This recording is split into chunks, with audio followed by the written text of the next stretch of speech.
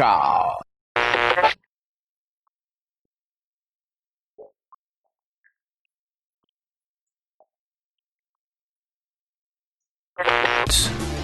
When the magic starts, it's not like, David Copperfield or Siegfried and Roy. There aren't people coming out. Well, no, I mean, it could be, but there aren't people coming out, pointing out, hey, the magic's beginning now. You never know when it's going to hit. Yes. Ross Rubin is here with us, everybody. Ross Rubin, at Ross Rubin on Twitter. Now, years ago, when I would interview you on a fairly regular basis, I would say with NPD Group. What do I say now? That's right. Ross Rubin with a bag of chips. I am the principal analyst at Reticle Research. Reticle Research. Okay. Reticle. Yes, Reticle. Not radical. No, and not theoretical. Not usually, anyway. And not rhetorical. Reticle. No, but okay. Reticle. Yes, Reticle. R-E-T-I-C-L-E. Okay. Yes. We'll find out more about that later this week, but I feel like a really good way to sort of start to get to know somebody as, the week begins is to find out the kind of thing that's important to them. Feature that we have on Monday's edition of this thing that we do here is It's News to Blank. Blank being whoever happens to be on right now. So, I say to the guest who's coming on, if there's a story that you're following, something that interests you, maybe it's something that's not getting a lot of play, or maybe it's something that's so big that even though everybody's talking about it, by golly, I got to talk about it too. If I say it's news to Ross Rubin says... that's not news to me. That's not, no, I mean, no, what story is it? What's the story right now that it's like, I see. It's the story that you can't pull away from. Yeah. So I like this story. Okay. So I'm going to offer a little bit of a preface, which is I like this story for a few reasons. It definitely has a tech angle. I think it kind of has a broad societal angle, particularly as we're close to the election. And it has a local angle for me, being in New York City.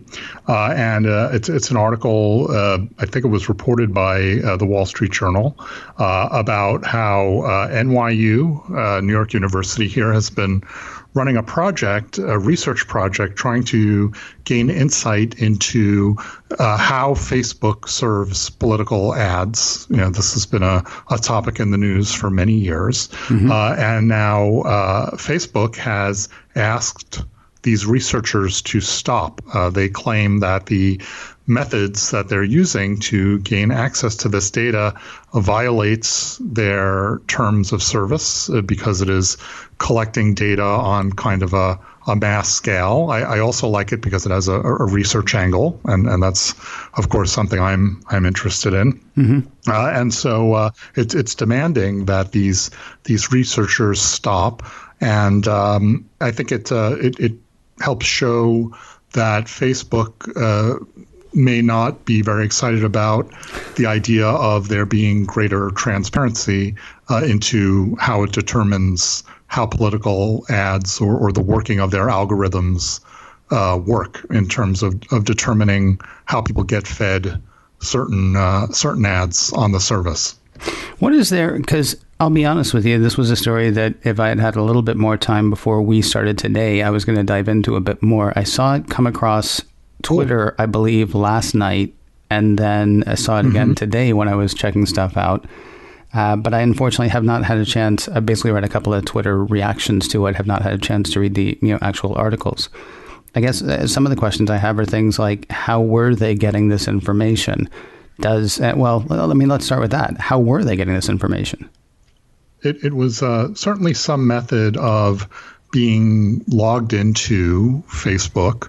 And I don't know the exact methods, but I wouldn't be surprised if they had created a number of profiles in order to attract a certain kind of ad and are tracking those ads. Let's see. The researchers, this is according to the journal, said they wanted to provide, and I will paraphrase here, provide the ability to search these political ads by state and contest to see which messages are being targeted and how they're funded. So that would be one way to do it. That would be typical in terms of various scraping, data scraping, as it's called, excursions that do things like track prices from Amazon or track product availability all over the web. I saw one recently where this guy figured out a way to track which ice cream machines were broken inside of McDonald's. I mean, that's a lot more important than political process in America, of course. So we have to preserve that one. But this is probably happening on an even greater scale. I wish, honestly, because that's another one of those stories. My biggest problem is I tend to target a couple of specific things. Like if it's an Apple story, I will follow the Apple part of the story. And if I'm working on an episode of the checklist, I'll follow like specific, security things and things like that. You just saying to me, here's what this guy was doing with the ice cream machines, because that was another thing that had sort of popped up in my head as like a headline, but I hadn't really gotten into it at all. The implications of what that guy is able to do without publicly available information, right? There's no dashboard on McDonald's site that says, here's how many ice cream machines are broken. He was actually able to go through a side door, a back door, let's say, not necessarily doing anything nefarious, but able to, bring back this information. It's crazy to me to think about the kinds of things that we can do with the information that people are just laying out there and not thinking about, how one might be able to use it. Now, going back to your actual point. The funny part is that there was sort of this similar tension back and forth where at some point McDonald's had figured out what he was doing and blocked him from doing it, from ordering these ice cream cones at specific locations online.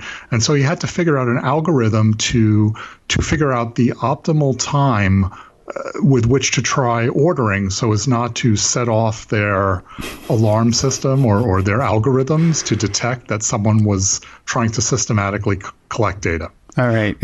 What was he trying to do? I do want to get back to the Facebook thing, but have you heard what this gentleman was actually trying to figure out, or was he just trying to show he could do it? I think it kind of started out as a joke, but I would say perhaps if he had been doing it in July or August, you could argue that there was more social good behind it, because of course it's disappointing if you go to a restaurant that advertises ice cream and the ice cream is not available.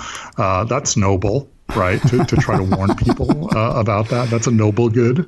I guess so. But now that the weather's getting colder, I think it was sort of more of a because I can kind of thing. But it is kind of a running joke how often the ice cream machine is broken there. So got into a bit of a discussion with a listener on my live show. It was feedback to something else that had been honestly.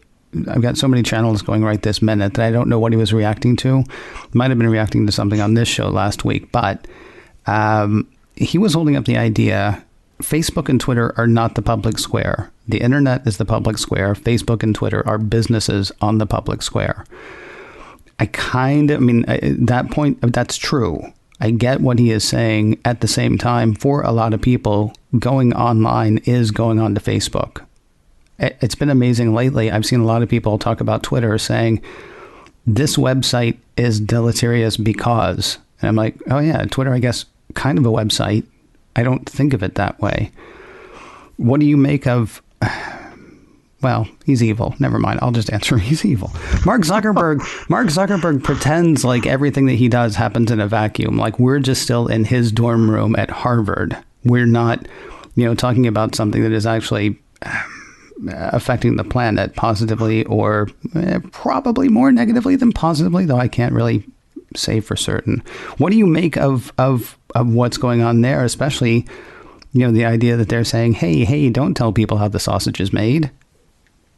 Well, I'm not going to say he's in a no-win situation, but you can see certainly when he has tried to adopt the hands-off approach, saying we don't want to be in the editorializing business. There's a lot of reaction, to that Facebook is not being responsible. And so you see more recently that they have taken action on political ads, on certain kinds of anti-vaccination advertisements, on certain kinds of white supremacist content, then they encounter they encounter reactions from folks that they are censoring. And of course, as a private, I'm certainly no lawyer, but as you sort of suggest, Ken, they are a private service. They do not need to protect free speech, the way it is the way it is protected in the Constitution. But they are accused of political bias when they start picking and choosing messages for to keep that term simple. So to me, that helps explain to me, that helps me understand why they're so reluctant to